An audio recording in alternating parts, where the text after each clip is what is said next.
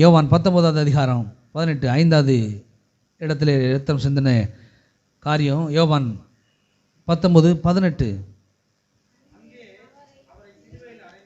அங்கே அவரை சிலுவையில் அறைந்தார்கள்.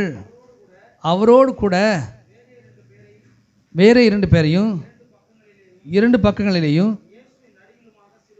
இயேசுவை நடுவிலுமாக சிலுவையில் அறைந்தார்கள். பாருங்கள், கல்வாரி சிலுவையில் அறையப்படும் பொழுது 2 கைகளிலே, அவருடைய கைகளிலே விறகு பிளக்கிற ஆப்பை கொண்டு சிலுவையிலே அறைந்தார்னு எழுதப்பட்டிருக்கிறது. நம்ம வீட்டுக்கு மாற்ற ஃபோட்டோ இருக்கிறதுக்கு ஆணி இருக்கும் பாருங்கள், அதை வச்சு ஒரு மனிதனுடைய சரீரத்தை நிறுத்த முடியாது. ஆனால் ஒரு ஹெவியான ஒரு ஆணி தேவைப்படுது. விறகு பிளக்கிற அந்த ஆப்புன்னு சொல்கிறாங்க. அன்றைக்கு வீடியோவில் பார்த்துட்டு இருக்கும்போது இயேசு கிறிஸ்துவை சிலுவையில் இறந்த அந்த பொருட்கள்லாம் எடுத்து ஒரு இதில் வச்சுருக்குறாங்க பாருங்கள். அதெல்லாம் பார்க்கும்போது என் கண்ணே கலங்கிடுச்சு.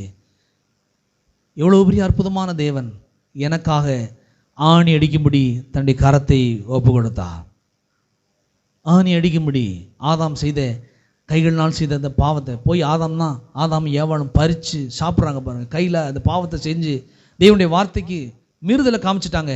கர்த்தர் சொல்றாரு, நீ பாவம் செஞ்ச, நான் என் கையை அதுக்கு ஒப்படைக்கிறேன், அர்ப்பணிக்கிறேன், என் கையில் ஆணி அடிக்கட்டும், ஆதாமுடைய சந்ததி அது பிழைச்சிருக்கட்டும், வாழ்ந்திருக்கட்டும், நான் என் கையை ஒப்படைக்கிறேன்னு சொல்லி அவ்விதமாக கைகளிலே ஆணிகள் கடாவப்படும்படி அவர் தன்னுடைய கரங்களை நீட்டி கொடுத்தார்.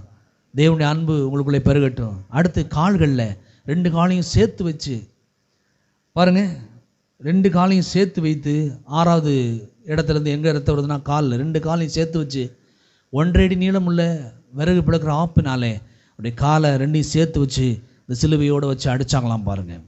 யோசித்து பாருங்கள், ஒரு மனிதன் அனுபவிக்கக்கூடாத சொல்லி முடியாத வேதனைகளை ஆண்டவராக இயேசு கிறிஸ்து நமக்காக அனுபவித்தார், என்னுடைய நன்மைக்காக.